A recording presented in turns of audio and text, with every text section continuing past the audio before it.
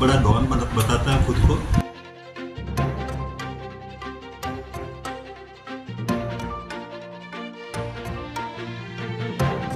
जो है वो एक अपने आप में बड़ा डॉन बताता है खुद को।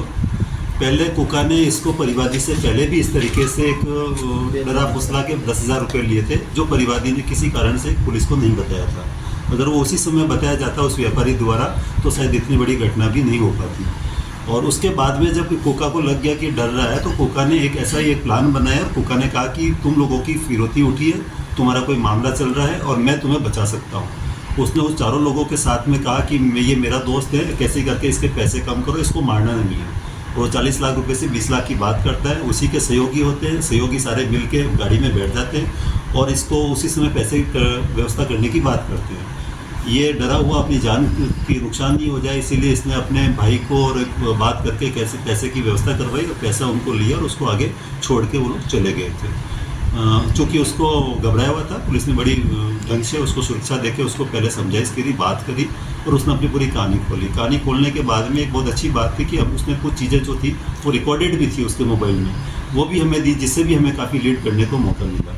इस टीम में हमारी ये जो SHO रामगंज के साथ में SHO अलवर गेट और SHO आदर्श नगर ने बहुत शानदार काम किया, पूरी टीम ने बहुत शानदार काम किया। अभी जो 3 लोगों को हमने गिरफ्तार किया, उसके अलावा भी हमारे पास अभी वांटेड लोग हैं जिसके लिए हम तलाश में लगे हुए हैं, चूँकि उनके पास हथियार भी थे सभी के पास, तो हथियार बरामदगी भी तलाशी जारी है। और भी कोई शामिल है? बिल्कुल शामिल हैं, क्योंकि घटना करने वाले लोग 6 लोग थे और एक ये 7वां लोग थे, तो करीब 7 से 8 लोग हैं, उसमें से 3 गिरफ्तार हुए। ये 20 लाख रुपए जो सर इन्होंने ले लिए थे, उसके बाद में जो रिकवरी गिरफ्तार किया है, हम भी रिकवरी के प्रयास कर रहे हैं हम लोग, क्योंकि ये गाड़ी जो इन्होंने 2 लाख में खरीदी थी तो वो अपने आप में एक रिकवरी है।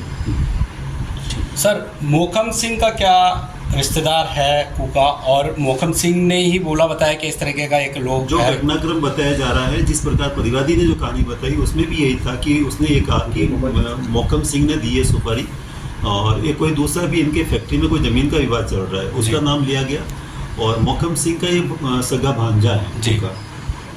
तो वो भी इस मामले में वांटेड रहेगा। इन्वेस्टिगेशन का विषय है कि डायरेक्ट या इनडायरेक्ट किसी भी प्रकार से मोहकम सिंह उसमें इन्वॉल्व है या नहीं है, उसकी भी हम जांच कर रहे हैं। और जो गाड़ी में वारदात अपहरण किया गया था, वो गाड़ी जो गाड़ी में अपहरण किया गया था, वो गाड़ी भी हम प्रयास कर रहे हैं, उसी से उनकी इतला से पूछताछ करके कहीं से बरामद करने का प्रयास करेंगे पूरे। उक्त घटना के संदर्भ में थाना आजा पर प्रकरण दर्ज किया गया। प्रकरण की गंभीरता को देखते हुए श्रीमान SP साहब देवेंद्र सिंह बिश्नोई, श्रीमान एडिशनल SP साहब दुर्ग सिंह जी द्वारा निर्देश दिए गए कि शीघ्र इस घटना का खुलासा करें।